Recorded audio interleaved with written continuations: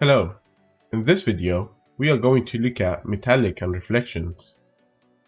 We're going to select our weapon of interest or the item of interest, which is the sword. We are going to click on include metallic texture, and if there is already a metallic texture, I would like to be able to override it. Otherwise we will just continue with whatever we had before. Get colors. And if you want to apply a metallic texture to a specific region, you can select that specific region and apply the metallic texture to it, such as this right here. Now, metallicness will be affected to it. As you can see, nothing has changed. If we click on this button, it will open up the metallic and reflections tab. By increasing the slider, it will increase the reflections, as you can see. And by increasing this top slider, it will increase the metallicness of it. Combined, they could make something look like an actual metal item, as you could see. You can apply this to anything that you select, like this.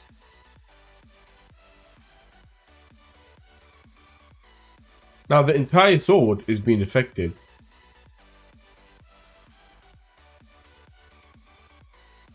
But what if you want to apply it to the entire sword, and yet you want to apply it to a different intensity per region? That's quite simple. Instead of use universal controls, use individual controls instead. Now we could determine which region becomes how reflective. So for this region here, I want it to be quite reflective, and I want it to look a little bit more metallic.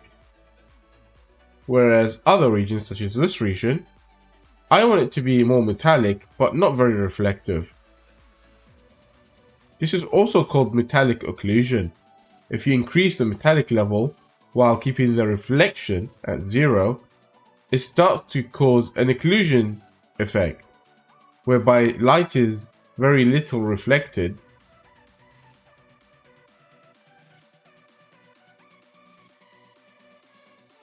Just like that. Perhaps you want to increase this area reflectiveness a little bit.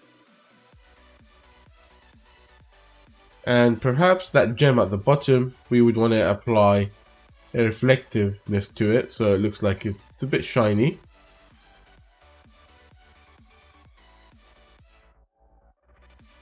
And that's all there is to it. Now you can build. Make sure to select include metallic and reflective texture.